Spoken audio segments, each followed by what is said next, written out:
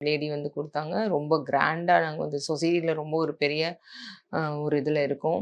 அ அதே எங்களுக்கு ஈக்குவலான ஒரு ஸ் எ ஸ்டேட்டஸ்ல இருக்கிறவங்கள பார்த்து தான் பொண்ணுக்கு கல்யாணம் பண்ணி வச்சோம்.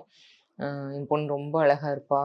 பையனும் அதுக்கு தகுந்த மாரி பார்த்து, பார்த்து எத்தனையோ வரன் வந்துச்சு. ரொம்ப அழகான பையனா, நல்லா பயங்கர அந்தஸ்துல இருக்கிற பையனா பார்த்து தான் கல்யாணம் பண்ணி வச்சோம். கல்யாணமே வந்து கோடிக்கணக்கில செலவு பண்ணி கல்யாணம் பண்ணோம்.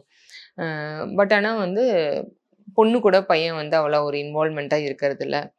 ஸோ செக்ஷுவல் ரிலேஷன்ஷிப்லலாம் வந்து இன்னி ஒரு இன்ட்ரெஸ்ட் இல்லாம ஒரு மாதிரி இருக்காங்கன்னு சொல்லிட்டு, ரொம்ப பொண்ணு அ அந்த ஒரு எப்படி சொல்றது? ஒரு மேரேஜ்ங்கிறது ஒரு ஃபுல்ஃபில் ஆகுறது அந்த தாம்பத்தியமும் ரொம்ப முக்கியமான விஷயம்.